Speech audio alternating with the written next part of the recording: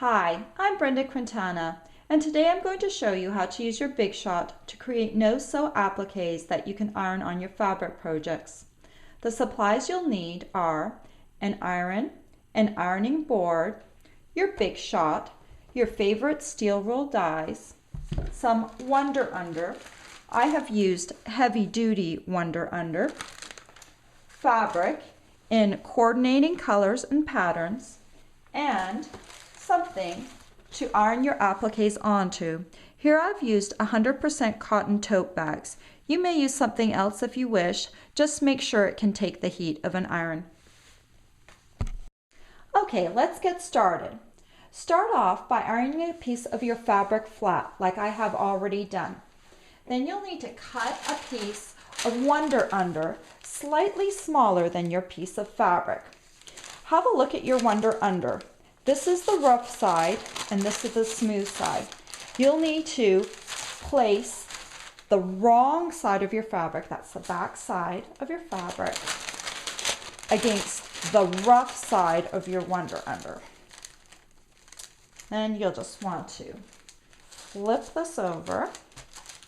So you're going to be ironing on the fabric side. I have my iron set on the cotton setting because that's what the type of fabric I'm using. Now you're going to place your iron and you're going to hold for 1, 2, 3, 4, 5. Then move 1, 2, 3, 4, 5. Just keep doing this all around your fabric until your fabric has fused with the Wonder Under. Okay, I'm back. I have finished ironing this entire swatch of fabric. Now I need to turn it over and check to make sure that the Wonder Under fused to the fabric. Especially check the corners and the edges. Make sure that there are no places where it hasn't fused. This looks pretty good to me. Now for a couple of tips. You want to prepare a large enough swatch of fabric so that you don't have to repeat this step many times with smaller swatches. And that way you'll have enough room in case you make a mistake with your die cutting. The other thing is you'll want to do this step the night before.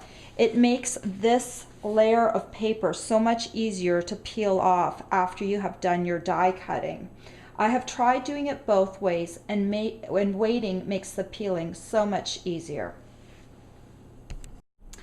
Okay, I've prepped my fabric with Wonder Under, waited overnight for the paper to loosen, and now I'm ready to start die cutting.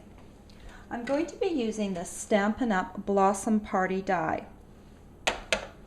I'm going to cut the fabric to fit the size of the flower that I'm going to be cutting.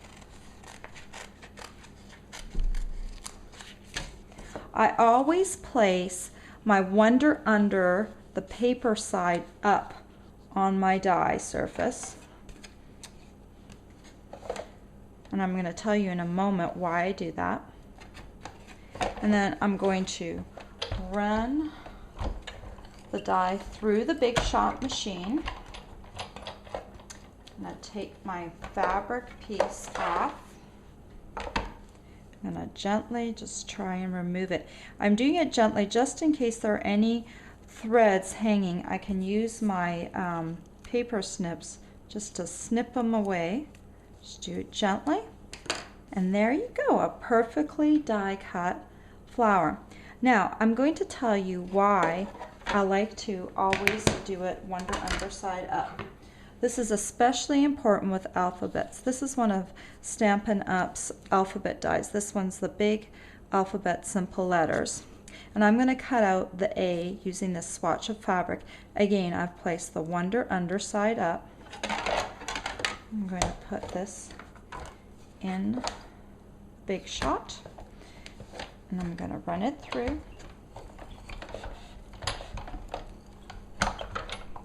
Okay. I'm going to pick up my little letter here. And when I turn it around and pop it out, oops, when I pop it out, my letter is the right side up. And this way, by keeping the Wonder Underside up, I will never forget to have it the right way if I'm cutting out an alphabet. It's just a simple way to not make that mistake. Okay, I've gone ahead and cut out all the pieces I need to make my tote bag, and I've arranged my pieces until I was happy with my design. You can't peel off the ironed pieces once you've ironed them down, so make sure you are satisfied with your design. Now this is a really important last step before we iron. You need to peel off the paper backing off all of your applique pieces. This is really easy to do if you prepped your fabric the night before. It will be much harder if you do it right away. So let's just pretend I've removed the backing off of all of my pieces. Here are some tips if you forget to do that. If you forget and try to iron on the appliques without removing the paper backing, first, it will not fuse to your project. If you try to peel the paper away immediately after you've tried to iron it, the paper will be extremely difficult to remove. If this happens, the options are either to wait until later to peel off the backing again, or cut yourself a new die cut piece. But the best way is just to remove the paper first. Just make sure that you're aware of this step. Okay, I've removed the backing off all my pieces and I'm almost finished ironing them on.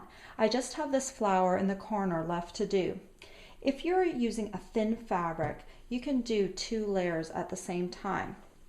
You have to cover your piece with a damp press cloth. I'm just going to use a tea towel that I have on hand. Now you're going to use your iron at the wool setting and you're going to press down for 10 to 15 seconds. Kind of a good guide for when you should lift off is when you see your tea towel getting dry. It's not quite there yet. A little bit more. All right, let's lift off and have a look. Okay, now you can just do a little bit of dry heat on top. Those spots there are just from the water. They're going to dry later. Okay, there. Now we're done. This tote bag would make a great personalized gift. I've already done the other side with someone's name on it. And this side that we just finished is really pretty too. Best of all, it can be done by non-sewers like myself. I hope you enjoyed this tutorial. Bye for now.